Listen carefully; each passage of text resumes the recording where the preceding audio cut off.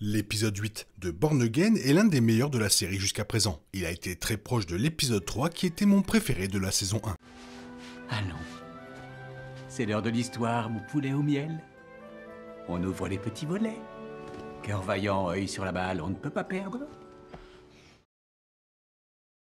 Pour ceux qui recherchent de l'action captivante, une ambiance intense et des révélations choquantes, c'est l'épisode que vous attendiez. La semaine dernière, l'épisode 7 a mis fin de manière surprenante à l'histoire de Muse. Bien que le personnage n'apparaisse pas dans cet épisode, j'ai apprécié la façon dont la série du MCU a exploité l'épisode de cette semaine pour explorer davantage l'impact de Muse sur Heather Glenn. Daredevil l'a peut-être sauvé, et même si Matt Murdock le fait remarquer à sa petite amie, Heather pense que Muse et Daredevil sont pareils, des égoïstes enfantins. Certes, on sait que Daredevil est un héros, mais j'ai l'impression que la série a bien réussi jusqu'ici à présenter les multiples facettes complexes du personnage. Matt n'est pleinement lui-même que lorsqu'il peut dévoiler sa part d'ombre quand c'est nécessaire. Je comprends ce que Heather veut dire. Outre ce débat moral, l'épisode 8 fait avancer la série avec un rebondissement majeur et le retour tant attendu de Bull Eyes.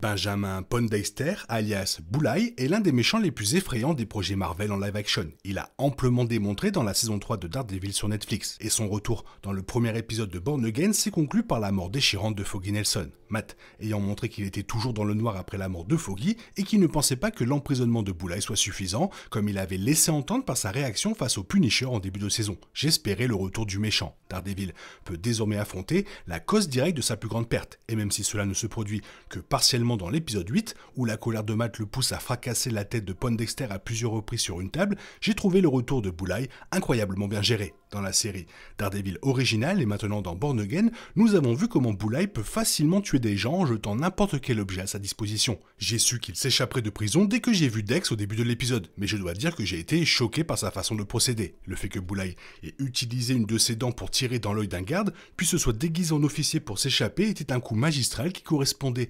parfaitement à la mentalité perturbée et violente du méchant. Si j'étais content par l'évasion de Bull-Eye et que la conversation entre lui et Matt était intrigante et chargée d'émotions, j'ai encore plus aimé la suite. En effet, je ne m'attendais pas à ce que Born Again utilise le retour de Bull-Eye pour faire une révélation majeure, mais aussi pour provoquer un événement que je n'aurais jamais imaginé voir se produire dans le MCU. Tout au long de l'épisode, on observe Matt assembler lentement les pièces du puzzle. Quand j'ai vu que le caïd avait ordonné le transfert de Bull-Eye vers une aile de la prison dangereuse pour lui, j'ai supposé qu'il voulait sa mort, car il était le commanditaire de la mort de Foggy, même s'il affirmait le contraire à Matt. Cependant, la série avait une bien meilleure réponse à cette question, qui s'inscrivait parfaitement dans la trajectoire du personnage dans la série. Juste après avoir dit à Wilson Fisk qu'elle avait quelque chose à dire à son mari, Matt réalise que Vanessa a ordonné à Bull-Eye de tuer Foggy. L'un des moments préférés de la série a été de voir Vanessa devenir un personnage plus intéressant que dans la série Netflix. L'actrice brille enfin dans ce rôle et nous avons vu de quoi elle était capable, alors qu'elle dirigeait les familles criminelles de New York pendant l'absence du caïd. Cette version impitoyable du personnage aurait pu être encore plus en colère après que Daredevil ait vaincu son mari et l'ait envoyé en prison. J'ai apprécié la façon dont Matt l'a découvert après avoir enquêté seul et n'a pas pris le temps d'en parler à Vanessa. Avec Bull-Eye en liberté lors de l'événement où se trouvaient Fisk, Matt, Vanessa, Heather et d'autres, nous n'avons pas eu le temps d'assimiler cette révélation. Je savais que Marvel n'allait pas tuer le caïd lorsque Bull-Eye lui a tiré dessus, surtout avant le final de la saison. Cependant, je n'aurais jamais pu prédire que Matt se mettrait en travers du chemin de la balle pour sauver la vie du méchant. J'étais stupéfait par ce qui s'est passé. Cependant, je peux comprendre que Matt veuille abattre Fisk lui-même et faire payer Vanessa avec la justice. Avec Bull-Eye en fuite, le final promet d'autres surprises. La saison 1 de Born Again a montré comment Wilson et Vanessa Fisk tentent de remettre leur mariage sur les rails depuis son retour et l'abandon de son poste au sein de son empire criminel pour son ascension au poste de maire de New York. Leur séance de thérapie semblait vaine, puisque dans l'épisode 7, Vanessa a apparemment donné à Lucas l'adresse où Fisk serait seul pour qu'il puisse tuer le caïd. Cependant, il a été révélé que le couple a collaboré pour se débarrasser de Lucas, Vanessa n'ayant jamais trahi son mari. C'est ainsi qu'ils se sont rapprochés le plus jusqu'à présent dans la série. Et Fisk décide de laisser Vanessa non seulement voir Adam, mais aussi de mettre fin à ses souffrances. Le premier épisode laissait entrevoir Adam, une figure qui se dressait entre eux. Plus tard, la série a confirmé qu'il s'agissait bien de l'homme avec lequel Vanessa avait trompé Wilson pendant l'absence de son mari. Cependant, au lieu de semer la discorde, ils deviennent plus forts que jamais lorsque Vanessa tue Adam pour montrer à Wilson que rien ne peut les séparer. L'épisode 8 se termine avant que Matt puisse obtenir des réponses de Vanessa, mais il veut savoir les mêmes choses que nous. Pourquoi Vanessa a-t-elle ordonné à Boulay de tuer Foggy? La réponse se trouve au cœur de l'affaire de Foggy avec son client Benny. Benny était lié à Redwood d'une manière ou d'une autre, ce qui, avant la campagne apparemment bienveillante de Fisk pour la mairie, était essentiel à l'infrastructure de son empire criminel et de celui de Vanessa. La célébration précoce de son affaire par Foggy signifie qu'il était certain d'acquitter Benny, ce qui aurait sans aucun doute porté préjudice au Fisk. Afin d'empêcher ces révélations d'éclater au grand jour, Vanessa a utilisé Boulay, qui a tué plusieurs passants pour dissimuler les meurtres de Benny et de Foggy, les considérant comme des cibles. Bien que les détails de cette affaire soient inconnus, cela semble être une raison suffisante pour que Vanessa souhaite la mort de Foggy. Au-delà de ça, Vanessa aurait pu faire d'une pierre deux coups. Pour ainsi dire, réduire Foggy au silence était clairement une motivation pour son coup, mais la vengeance aurait pu en être une autre. Foggy a joué un rôle crucial dans la chute de Wilson Fisk dans la saison 3 de Daredevil, ce qui a affaibli les problèmes conjugaux de Vanessa à leur empire. Ceci, ainsi que les actions de Matt en tant que Daredevil, auraient pu conduire Vanessa à tuer Foggy pour le punir, lui, Matt et Karen, tout en dissimulant ses transactions illicites à Redwood.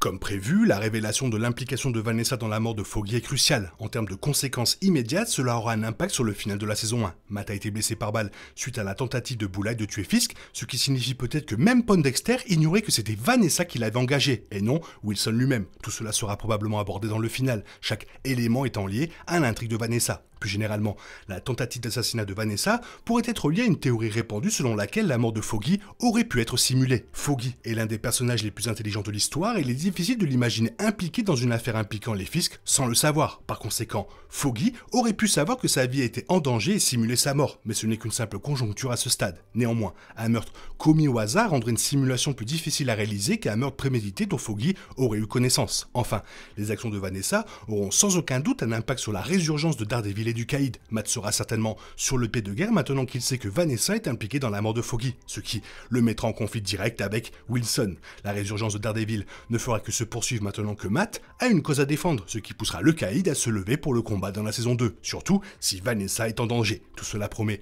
un changement radical dans le statu quo de la série. Jusqu'à présent, la mort de Foggy était considérée comme un accident, la série se concentrant sur des facteurs extérieurs poussant Matt et Fisk à retomber dans leur vieille habitude et à raviver leur querelle. Maintenant que Vanessa a été confirmée comme l'artisane de la mort de Foggy, la série a donné à ses personnages principaux un intérêt beaucoup plus personnel pour le chaos qui couve et que Matt s'efforce continuellement de gérer sans l'aide de l'homme sans peur. Cet épisode est choquant à bien des égards, cependant le moment le plus surprenant de l'épisode 8 est sans aucun doute la scène finale. Daredevil et le Caïd sont ennemis depuis 4 saisons, dont les 3 saisons de Daredevil sur Netflix et maintenant cette première saison de Born Again. Matt Murdock a eu l'occasion de tuer Wilson Fisk par le passé, mais il a préféré lui crier dessus, lui expliquant comment il avait battu et qu'il irait en prison pour ce qu'il avait fait. Ainsi, même s'il aurait été plutôt satisfaisant que Matt laisse Fisk se faire tuer par Boulay, la décision du héros montre qu'il considère l'emprisonnement du Caïd comme une punition plus grave que sa propre mort. Un autre facteur qui influence sa décision de prendre une balle pour le maire est que Fisk n'était pas responsable de la mort de Foggy Nelson. Matt aurait pu y voir un moyen d'obtenir justice pour la mort de son ami, alors que la loi ne le pouvait pas, mais Fisk n'a pas ordonné à Boulay de le tuer, ce qui change tout. Et dire qu'à la base elle ne devait même pas être dans la série alors que c'est elle qui gère tout depuis le début de la saison 1. Toi, qu'est-ce que tu penses de cet épisode? N'hésite pas à me le faire savoir dans la zone commentaire, sinon comme d'habitude, je te fais des bisous de super-héros, bye bye. Il est impossible de compter sur les autres de nos jours, on est obligé de tout faire soi-même. Je me trompe? Rien de grave, j'avais tout prévu. Où va le monde, je vous le demande.